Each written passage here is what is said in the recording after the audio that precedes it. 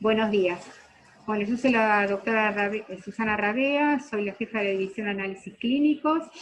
Antes que nada quería agradecer la oportunidad que nos dio el doctor José Fornés, presidente de las jornadas, y su vicepresidenta, la doctora Alicia Eli. Bueno, al igual que muchos servicios del hospital, el laboratorio ha sido impactado y transformado por la pandemia.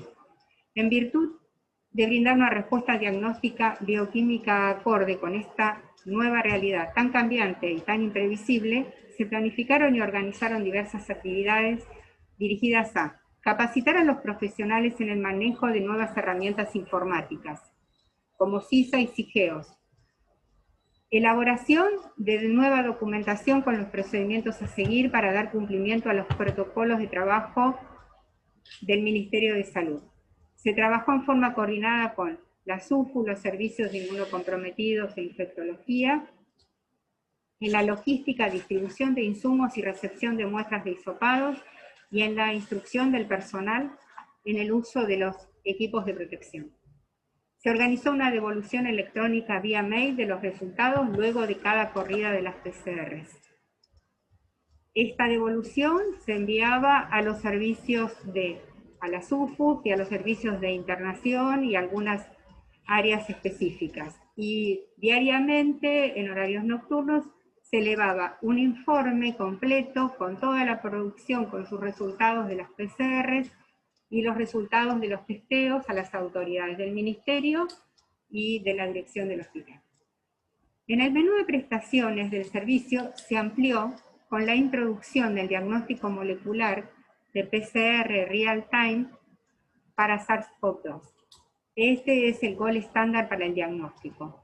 Y para responder a una mayor demanda, hubo que también aumentar la capacidad del laboratorio de urgencias para realizar biomarcadores para la respuesta inflamatoria producida por COVID. Estos biomarcadores fueron la ferritina, dímero D, procalcitonina, proteína C reactiva y troponina, especialmente dirigido a pacientes que estaban en áreas de internación.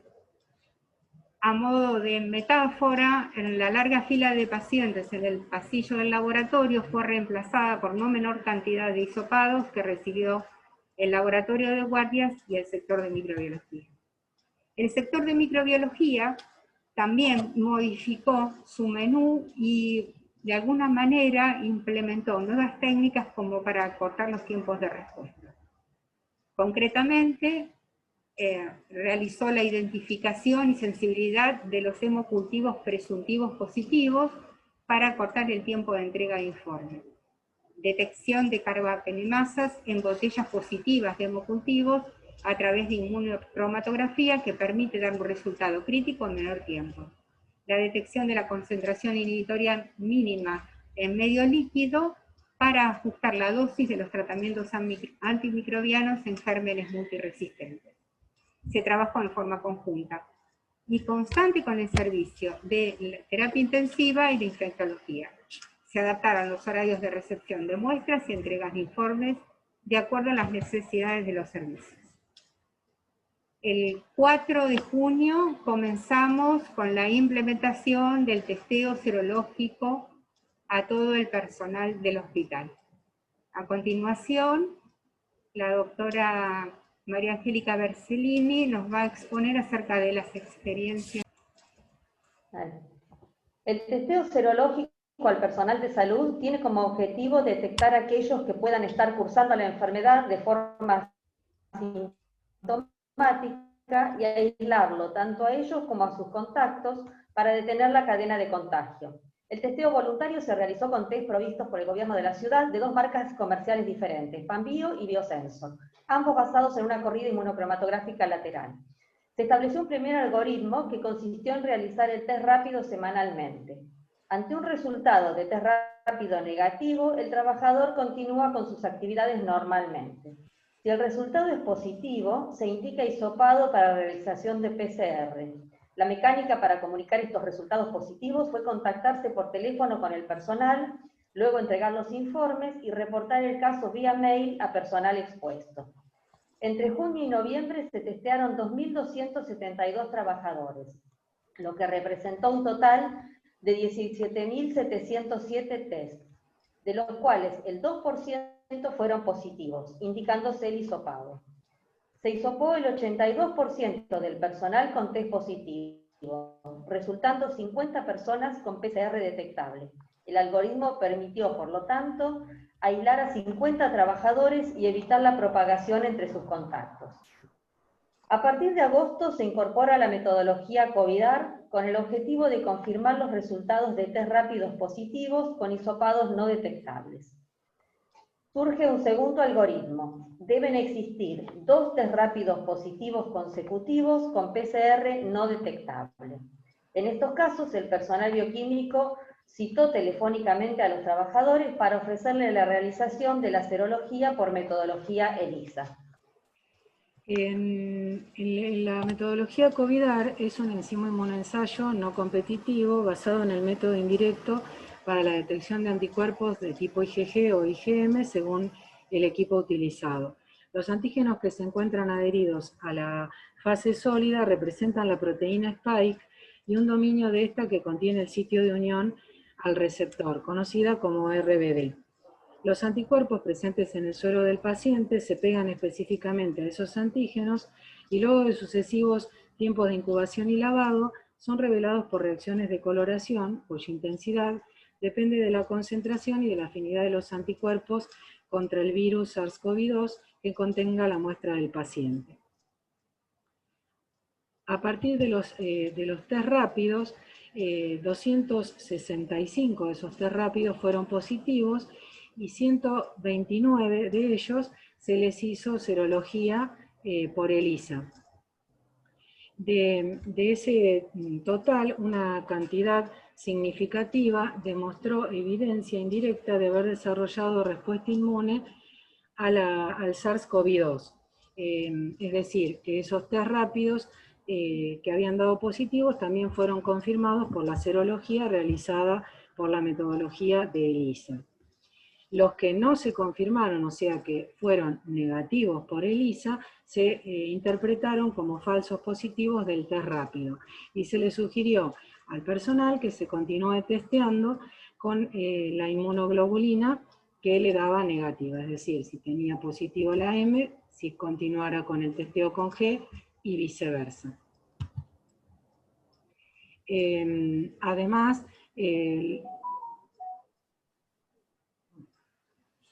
Además, podemos ver en este gráfico cómo fue evolucionando en la población de trabajadores del hospital la cantidad de PCRs detectadas como positivas en paralelo a cómo se dio el pico de la pandemia.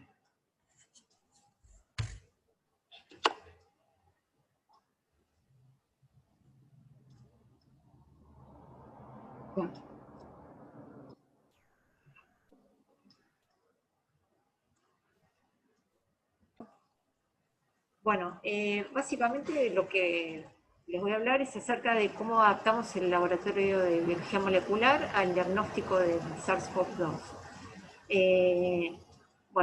Comenzando por el tipo de muestras recibidas, como todos saben, el diagnóstico, el gold standard, se hace a partir de muestras de hisopado nasofaringio, que fueron en su mayoría el tipo de muestras recibidos, aunque también hemos procesado muestras de saliva, básicamente de los operativos que nos enviaba el ministerio, y en los pacientes que era complicado realizarlo el hisopado, ¿sí? En cuanto al origen de las muestras, o sea, a partir de dónde provenían las muestras procesadas, el total de aproximadamente 16.000 muestras procesadas hasta el momento, un 50% son muestras cuyo origen es el hospital, ya sea pacientes que ingresan por guardia, internados, todo personal que, como previamente comentaron, tenía resultados de test serológicos o test rápidos positivos y funcionando la PCR como parte del algoritmo confirmatorio, y las muestras de las unidades febriles, que son todos aquellos personas que de manera espontánea acuden al hospital para testearse. Pero el otro 50% corresponde a todas las muestras que nos derivaban a través de los programas del ministerio, provenientes ya sea al comienzo de hoteles, haciéndole PCR a todos los viajeros que entraban al país alrededor de los meses de abril y mayo. Posteriormente recibimos muestras de geriátricos y desde hace 3-4 meses a la actualidad estamos procesando muestras que se obtienen a partir del programa Detectar, ya sean muestras de saliva o de hisopo. La siguiente. Muy bien, sabiendo de que el SARS-CoV-2 es un virus cuyo ácido nucleico es ARN, para poder lograr la detección a través de la técnica de PCR, tenemos que aislar el ácido nucleico del virus. Por lo tanto, las técnicas utilizadas para la extracción del ARN viral fueron, al comienzo, utilizamos una extracción automatizada, haciendo uso de un equipo que utilizamos para procesar las muestras de HIV, para realización de las cargas de HIV, y posteriormente pasamos a la extracción manual, utilizando unas columnas de extracción de ARN viral. Y una vez obtenido el ácido nucleico, bueno, procedimos a realizar la llamada técnica de PCR, que consiste en reacción de la polimerasa en cadena, y es una técnica que lo que nos permite es amplificar, obtener múltiples copias de un gen utilizado como blanco para la detección, en este caso, del genoma viral, en la muestra enviada. Utilizamos la técnica de PCR en dos variantes. Una variante que es la que todos conocen, que es la RT-PCR o PCR en tiempo real, que se llama en tiempo real porque nos permite ver, a medida que transcurre la reacción de amplificación, cómo esta reacción va sucediendo. Y esta técnica nos permite amplificar 2 a 3 genes virales, ¿sí?, para realizar la detección. Y la PCR por amplificación isotérmica, que es el mismo objetivo, o sea, obtener múltiples copias de un gen viral, pero haciendo una incubación a una única temperatura, por eso se llama isotérmica, que es a través de la utilización del llamado NeoKit. Y en ese caso logramos la amplificación de 4 genes virales como blancos, ¿sí? Muy bien. En esta diapositiva lo que estamos observando es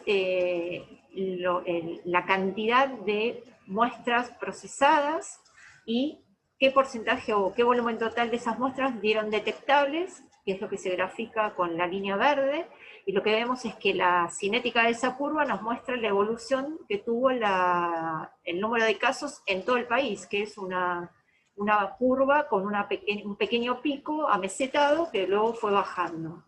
Y a partir del mes de septiembre lo que vemos es una correlación entre la bajada en el número de casos positivos o detectables y el aumento en el número de muestras no detectables, que es, si observamos el mes de noviembre, es lo que está ocurriendo hoy día. Tenemos un promedio de aproximadamente entre 10 y 15% de positivos o detectables contra un 90%. ¿Qué pasó?